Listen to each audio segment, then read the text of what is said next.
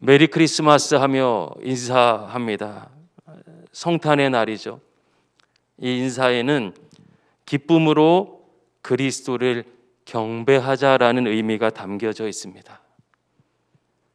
우리 주님께서 오신 것을 기쁨으로 맞이하고 그 그리스도를 경배하는 것, 그것이 성탄의 진정한 인사가 되겠죠. 우리 다시 한번 이번에는 주먹 쥐고서 힘주어서 서로를 향해서 이렇게 결단하듯이 인사해 볼까요? 기쁨으로 그리스도를 경배합시다. 기쁨으로 그리스도를 경배합시다. 아멘. 여러분, 이 성탄의 기쁜 소식이 누구에게 가장 먼저 들렸을까요?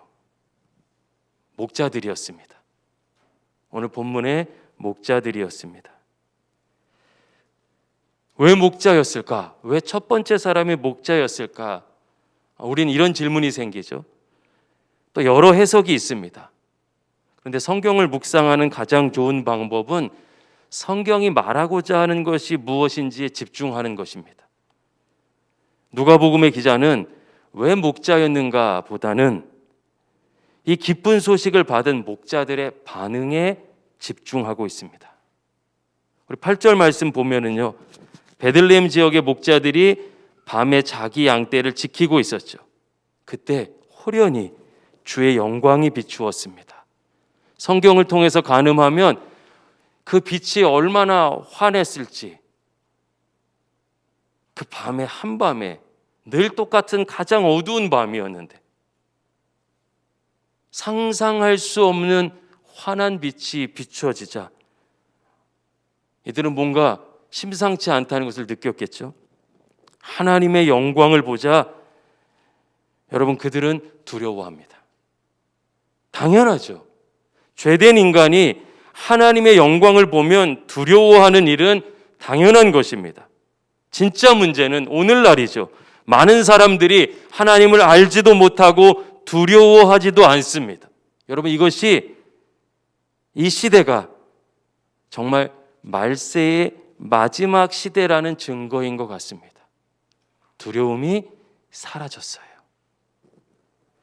두려워하는 목자들에게 주의 사자가 찾아왔습니다. 그리고 그가 전한 첫 이야기는 무서워하지 말라입니다. 왜냐하면 하나님께서 오늘 이들에게 오신 것은 심판해 주러 오신 것이 아니라 구원해 주러 오셨기 때문이죠. 온 백성에게 주신 큰 기쁨의 소식을 전하기 위해서 왔기 때문에 무서워하지 말라. 여러분, 무서워하지 말라 하실 때 준비되어 있는 사람이 깨어 있는 사람이죠. 그 소리에 집중하는 사람, 아직 기회가 있을 때, 아직 무서워하지 말라, 정말 두려운 일이 임하기 전에 아직 무서워하지 말라 말씀하실 때 마음을 열고 우리 주님을 맞이하시는 저와 여러분 되기를 예수님의 이름으로 간절히 축복합니다. 여러분, 온 백성을 향한 큰 기쁨의 소식이 무엇입니까? 성경 11절이 이야기하고 있죠. 우리 11절 말씀 한번 같이 읽겠습니다. 시작. 오늘 다윗의 동네에 너희를 위하여 구주가 나셨으니 곧 그리스도 주시니라. 아멘. 우리 너무 자주 읽은 본문이어서 또 매년 들어서 알고 있습니다. 큰 기쁨의 소식은 예수님의 탄생 소식입니다. 성탄 메시지가 온 세상을 향해서 주시는 가장 큰 기쁨의 소식이라는 것입니다. 여러분, 이 11절은 거기에 더해서 조금 더 살펴볼 필요가 있어요. 왜냐하면 예수님이 어떤 분이신지를 아주 정확하게 설명하고 있는 구절이기 때문입니다. 한번 보세요. 11절, 다윗의 동네에 너희를 위하여 누가요? 구주. 그분은 구주죠. 그리스도. 여러분, 그리스도는 구원자라는 칭호입니다. 주님은 구주, 구원자의 역할로 오셨어요. 그리고 그리스도는 하나님의 기름 부으심을 받은 예수 그리스도의 직책이죠. 그리고 주는 온 세상의 주권자로서의 권위를 상징하는 말입니다. 그분은 구주, 그리스도, 주. 우리에게 구원자로, 통치자로, 주권자로 이 땅에 오셨다는 뜻이에요. 여러분, 그것이 기쁜 소식이에요. 그분이 온 세상을 주관하시는 분이시고, 그 주관하시는 분이 이 어둠의 세상 가운데 우리를 건져내 주시기 위해 오셨기 때문에 구원자이신 예수님의 임재가 모든 피조물에게 기쁨의 소식이 되는 것입니다. 여러분, 왜 우리가 하나님을 더 이상 두려워하지 않을까요? 혼자서 잘 살 수 있다고 믿기 때문이죠. 혼자 살 수 있어. 내 계획대로 살 수 있어. 사실은 어떻습니까? 우리는 늘 무언가를, 또 누군가를 의지합니다. 그것이 권세든 물질이든 쾌락이든 사람이든 사실 의지하고 있습니다. 의지하기 때문에 안심하기도 하고, 불완전한 것을 의지하기에 때로는 당황합니다. 땅이 꺼진 것처럼, 싱크홀이 생긴 것처럼 무너지는 것을 경험하기 힘겨워합니다. 여러분, 기억해야 될 것이 있어요. 모든 인생에게는 반드시 구원이 필요한 줄로 믿습니다. 모든 사람에게 구원이 필요해요. 내가 아무리 능력 있고 힘이 있어도 내 힘보다 무거운 짐이, 환경이, 상황이 찾아옵니다. 여러분, 혼자서 살 수 없어요. 그런 모든 생각과 자신감이 여러분, 세대와 연령, 시대와 환경을 가리지 않고 우리 마음을 흔들고 있습니다. 그때 여러분, 그때 나의 짐을 져주시는 주님이 나와 함께 하신다는 것이 믿어진다면, 예수 그리스도께서 나의 구원자요, 그리스도요, 주님으로 이 땅에 오셔서 모든 역사를 주관하시고 나를 반드시 책임져 주신다는 것을 깨닫게 될 때 우리 인생은 그때 달라지는 것이, 새롭게 시작되는 것입니다. 나의 모든 연약함과 죄악에서 건져주실 주님을 만날 때 저와 여러분에게 참 평안이 임하게 될 줄로 믿습니다. 인생의 어떤 순간에도, 또 어려움이 찾아올 때도 나를 등에 업고서라도 달려가시는 분이 이 땅에 오셨어요. 성탄의 소식이죠. 그분은 우리를 찾아와 우리와 함께 하십니다. 임마누엘의 하나님. 여러분, 임마누엘의 하나님의 약속은 이미 이루어졌고 그 성탄의 소식이 우리에게 들렸어요. 우리에게 전해졌습니다. 우리를 위해서 구원자가 이 땅에 오신 줄로 믿습니다. 할렐루야. 주의 사자는 몇 가지 이야기를 여기에 더하죠. 12절 같이 읽어볼까요? 시작. 너희가 가서 강보에 쌓여 구유에 뉘어 있는 아기를 보리니 이것이 너희에게 표적이니라 하더니. 아멘. 이런 분위기예요. 못 믿겠지. 구원자가 나신다 이야기하고 천사가 못 믿겠지, 이런 분위기입니다. 그러면서 표적을 보여주겠대요. 구주가 나셨다는 표적을 보여줄게. 여러분, 표적의 내용이 무엇입니까? 강보에 쌓여 구유에 뉘어 있는 아기입니다. 여러분, 오히려 이것 때문에 더 안 믿지 않을까요? 아니, 세상에 구원자가 나셨는데 말구유에 나셨다고? 사실 목자들에 대한 본문을 읽어 나갈 때 이 부분을 우리가 스쳐 지나가게 됩니다. 어떤 왕궁에서 태어났다, 어떤 힘을 가졌다, 이런 그럴듯한 증거가 아니었어요. 오히려 성경은 여러분, 여기에 위대한 점이 있죠. 믿기 어려운 이야기를 묵묵하게, 정직하게 써내려갑니다. 구유에 누인 아기가 표적이라는 것이에요. 그러나 그들의 의심은 곧 사라집니다. 왜냐하면 목자들이 가장 영광스러운 찬송 소리를, 그들은 이 찬송 소리를 들었기 때문이죠. 수많은 천군과 천사들이 함께 하나님을 높였습니다. 구유에 아기를 누이신 하나님의 뜻과 계획에 대한 신뢰를 천사와 천군 천사들을 통해서 듣게 된 것이에요. 14절 같이 읽어볼까요? 시작. 지극히 높은 곳에서는 하나님께 영광이요, 땅에서는 하나님이 기뻐하신 사람들 중에 평화로다 하니라. 아멘. 여러분, 성경은 땅의 사람들을 위한 하늘의 이야기죠. 말구유의 아이로 오신 사건이 하나님께 영광이라는 것이에요. 하나님께 영광이라는 것은 하나님이 어떤 분이신지가 드러나는 사건이라는 뜻입니다. 말구유에 놓인 아기가 창세전부터 하나님께서 약속하신 구원의 언약을 이루는 출발점이라는 것이에요. 가장 낮은 곳에 완전하신 하나님이 인간으로 오셔서 인간의 모든 죄를 대속하실 그 하나님의 구원의 역사를 시작하신다는 것입니다. 그걸 보라는 것이, 말구유에 놓인 아기를, 이 하나님의 뜻을 볼 수 있는 영적인 눈을 가진 사람은 말구유에 놓인 아기를 보면서 위대하신 하나님이 이 어둠의 시대와 모든 시공간을 뚫고 인간의 모습으로 들어와서 거기서도 가장 낮은 곳에 계신 그 놀라운 사랑을 보게 될 것입니다. 그러나 여러분, 수많은 사람들은요, 보지 못했어요. 보지 못했습니다. 거기에 담겨져 있는 구원의 약속을. 언제나 보이는 것이 전부라고 생각하면 여러분, 여러분이 아무리 삶의 주인인 것처럼 보여도 끌려가는 삶입니다. 보이는 것에 노예가 되어서 살아가죠.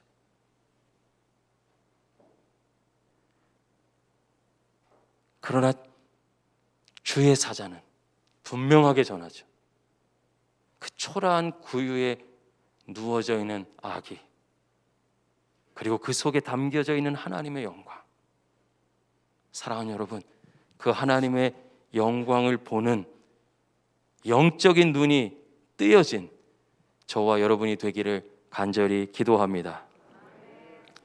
이제 하나님과 사람 사이에 깨어진 모든 것이 회복되는 진정한 구원의 역사가 이 아기를 통해서 시작될 것이에요.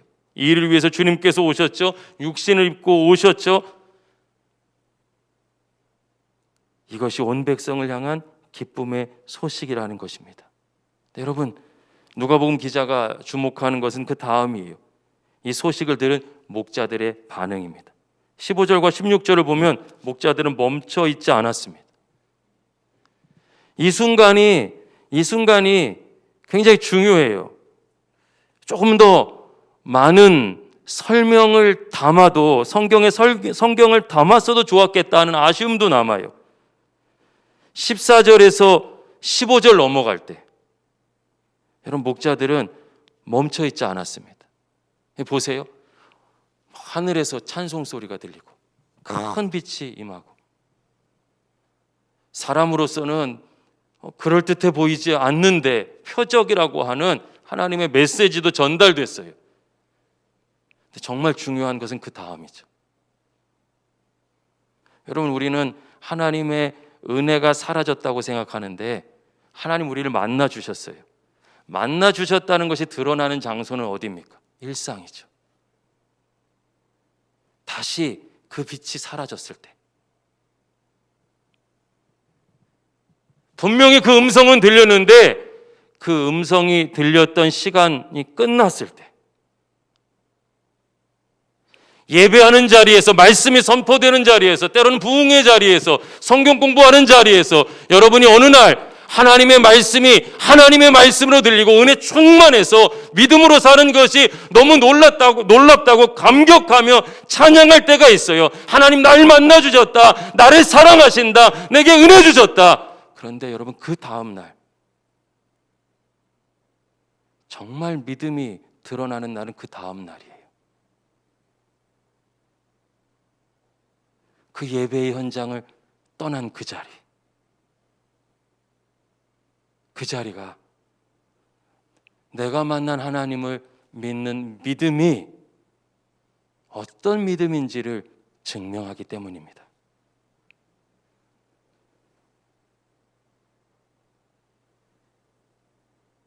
이들은 그 환상과도 같은 영광과 찬양 소리, 하나님의 음성이 끝난 뒤에 멈춰 있지 않고 의심하지 않고 두려워하지 않고 달려갑니다. 구유에 누인 아기를 보러. 구유에 누인 아기를 보고 그 주변에서 누구도 구원자라고 생각하고 있지 않을 때 그 자리에 있는 사람들에게 이 아기가 구원자라는 소식을 전합니다. 들은 사람들은 다 놀라기만 했어요. 누구만 하나님의 말씀으로 받아들입니까? 마리아. 이미 약속의 말씀을 마음에 담고 있는 마리아는, 믿음의 사람은, 영적인 눈이 열려서 보고 있는 사람은 그 구유에 담겨져 있는 하나님의 영광을 보는 것입니다. 믿음은 들음에서 나죠. 할렐루야. 믿음은 들음에서 납니다. 정확하게 이해하셔야 돼요. 믿음은 듣는 데서 시작됩니다. 완성이 아니에요. 믿음은 들음에서 태어났어요. 하나님의 말씀을 들어서 믿음이 태어났습니다. 이 애기 믿음이 성장한 믿음이 되고 열매 맺은 믿음이 되려면 반드시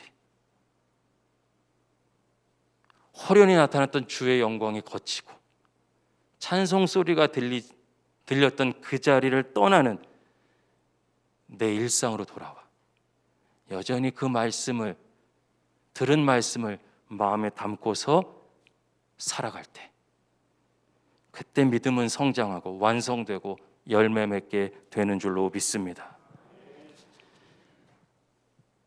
안타깝게도 오늘날은 믿음의 눈으로 바라볼 때 보지 못하는 사람도 많고요, 듣는 것에 멈춰버린 사람들이 참 많아요. 하나님이 능력이 있으시냐 없느냐 이런 논쟁하느라 이미 주신 은혜 가지고 반응하며 믿음의 역사를 경험할 그 놀라운 하나님의 선물을 쏟아버리고 있습니다. 목자들이 왜 목자들에게 들렸는가 중요하지 않아요. 이들이 누구입니까? 들린 소식에 반응한 사람이라는 거예요. 성탄의 소식을 듣고 달려가고, 성탄의 소식을 듣고 그 구원자가 나셨다는 것을 증언하고, 그 기쁜 소식을 나누고, 그리고 말구유에 감추어져 있었던 하나님의 영광을 본 사람들이라는 것입니다. 20절 보면 그들이 하나님께 영광을 돌리고 찬송하며 돌아갑니다. 구유에서 구유 이상을 본 것이죠. 구유에서 하나님의 영광을 보았습니다. 하나님께서 이 아기를 통해서 이루실 구원의 역사를 봤어요. 여러분, 이제 목자들은 더 이상 영적인 소경이 아닙니다. 보게 되었어요. 그들에게 보였습니다. 말씀이 들렸고 들린 말씀대로 움직이자 그들의 믿음이 성장했어요. 하나님의 구원의 역사를 보게 됩니다. 이들은 하나님께 영광을 돌리고 하나님의 그 계획에 감탄하며 돌아갑니다. 보이는 것이 전부가 아니구나. 하나님 살아계시는구나. 이 어둠의 시대에 하나님 우리를 찾아오셨구나. 반드시 구원해 주실 하나님을 바라보며 여러분 완전히 다른 믿음의 사람이 되었습니다. 여러분, 이게 성탄의 첫 소식을 듣고 믿음으로 반응한 사람들이 누렸던 감격이죠. 그 어둠의 시대에 여러분, 말구유라는 보잘것없는 증거 속에 감추어진 천국의 보화를 발견합니다. 오늘 2021년 인류 역사상 손가락에 들 정도로 전 세계가 어둠에 휩싸여져 있죠. 여전히 그 어둠을 가를 수 있는 성탄의 기쁜 소식이 저와 여러분에게 이미 들린 줄로 믿습니다. 할렐루야. 이 소식이 오늘 목자들처럼 믿음으로 반응해서 저와 여러분의 삶을 다시 감격과 감사로 채우고 정말 믿음으로 산다는 것이 얼마나 위대한지를 우리 삶이 증언해 낼 수 있기를 간절히 소망합니다. 이런 말씀을 드리면 여러분, 우리는 자꾸 환경과 상황이 바뀌기만을 원합니다. 성탄의 기쁜 소식은 이 목자들에게 멈추지 않고 이제 예수님과 함께하는 역사가 되고 예수님의 부활 승천 이후에는 교회로 다가가 복음의 놀라운 소식으로 이어지죠. 여러분, 때는 주후 64년경이었습니다.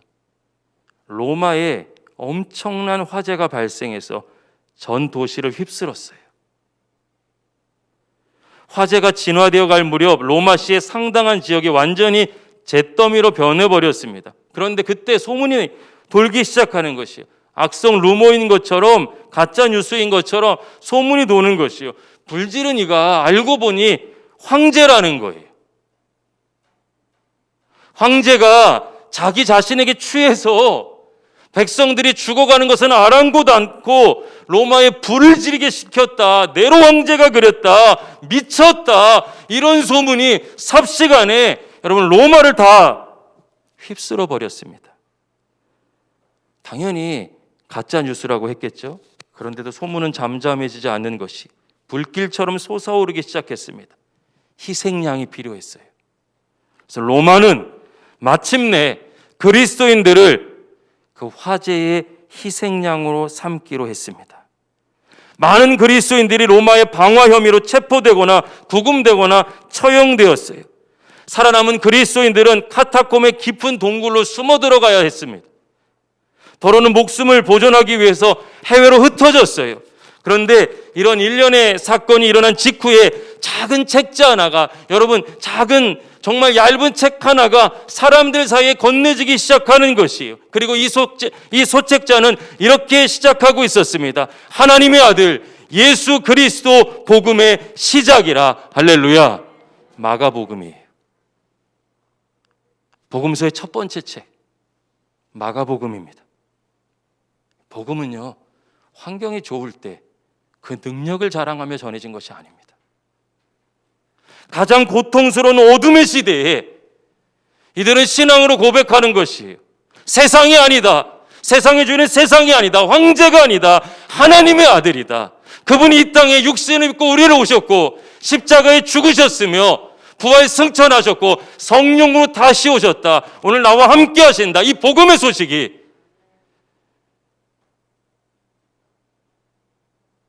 그 어둠의 시대에 한 사람 한 사람의 심령을 울리기 시작합니다.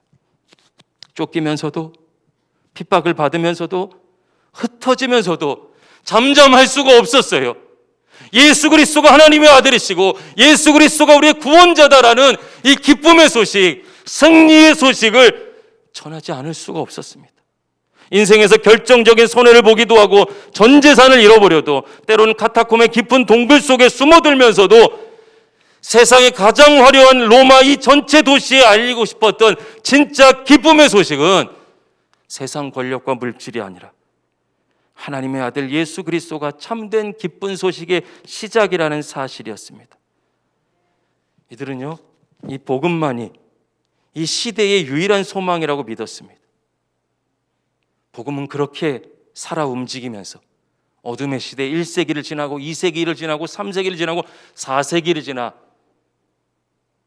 결국 로마 전체를 뒤덮어버리죠. 모든 사람이 예수 그리스도가 구원자요 주인이라 고백하게 되는 역사가, 여러분, 이 어둠을 뚫고 400년을 통과하며 모든 사람의 입술에 고백되어집니다. 삶의 모든 문제와 고통을 이길 수 있는 유일한 길은 세상이 아니라 복음임을 믿고 이겨냈고, 복음의 능력은 죽음까지도 이기는 힘이라고 믿었습니다. 그리고 예수 그리스도께서 세상을 이기신 것처럼 그들도 세상을 이긴 줄로 믿습니다. 이 기쁜 소식의 초점이 무엇입니까? 아니, 누구입니까가 더 정확한 질문이겠죠. 바로 예수 그리스도입니다. 우리가 너무나도 잘 알고 있는 예수 그리스도입니다. 그리고 우리에게 다시 질문합니다. 정말 예수 그리스도가 우리에게 기쁜 소식인가? 구원자인가? 그분이 주님이신가? 우리 주님은 오늘도 2021년 이 어둠의 시대를 아파하시고 함께 아파하시고 또 우리를 변함없이 사랑하시기에 오늘도 찾아오십니다. 오늘 우리에게도 온 백성에 미칠 구주의 탄생이라는 큰 기쁜 소식이 전해졌고 예수 그리스도의 십자가 복음과 부활의 승리만이 세상을 이길 수 있다는 복음의 승전보도 전해진 줄로 믿습니다.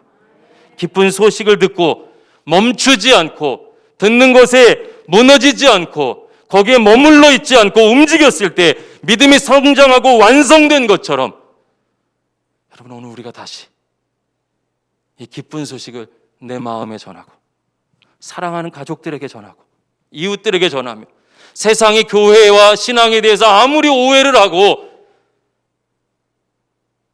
우리가 어둠의 시대에 갇혀 있을지라도 예수가 유일한 길이요 진리요 생명임을 전할 때 여러분 우리 안에 세상이 줄 수 없는 온전한 회복과 은혜와 평강의 역사가 임하게 될 줄로 믿습니다. 할렐루야. 그래서 우리가 이렇게 인사하는 거예요. 메리 크리스마스. 기쁨으로 예수 그리스도를 경배합시다.